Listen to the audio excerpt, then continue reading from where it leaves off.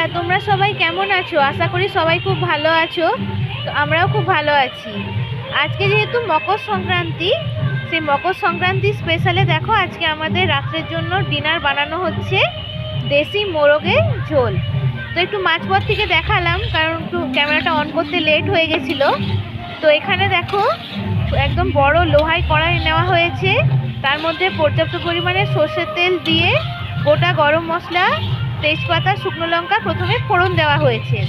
ফোড়নটা ফুটে গেলে তার মধ্যে পরিমাণ মতন পেঁয়াজ দিয়ে দেওয়া হয়েছে।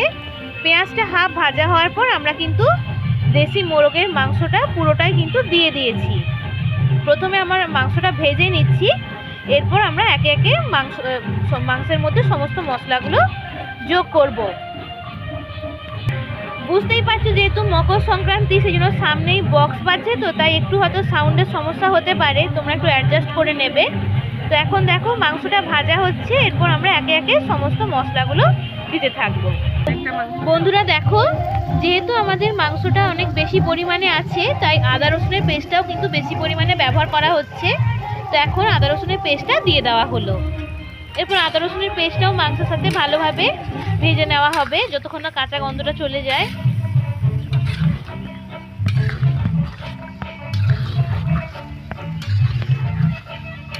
ভালোভাবে মাংসের সাথে ভাজা হয়ে গেছে। এখন একটা বড় সাইজের টমেটো আমরা দিয়ে দিলাম।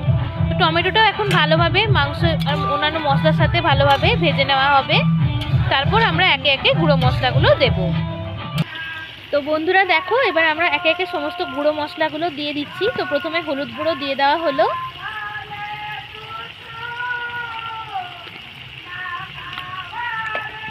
জিরের গুঁড়ো, ধনের গুঁড়ো, শুকনো লঙ্কার গুঁড়ো, আরেক চামচ দাও। এরপর সমস্ত গুঁড়ো মশলাগুলো আমরা মাংসের সাথে ভালোভাবে আরও কিছুক্ষণ ভেজে নেব।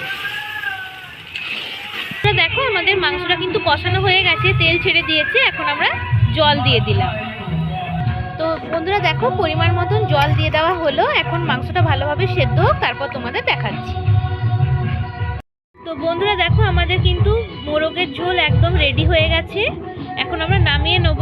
নামানোর আগে এখন গরম মশলা গুঁড়ো দিয়ে আমরা উনুন থেকে কড়াটা নামিয়ে দেব।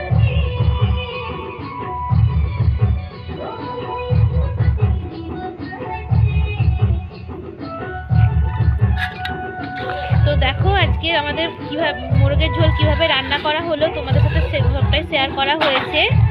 তো যদি তোমাদের ভিডিও ভালো লেগে থাকে তোমরা অবশ্যই কমেন্ট করে জানাবে।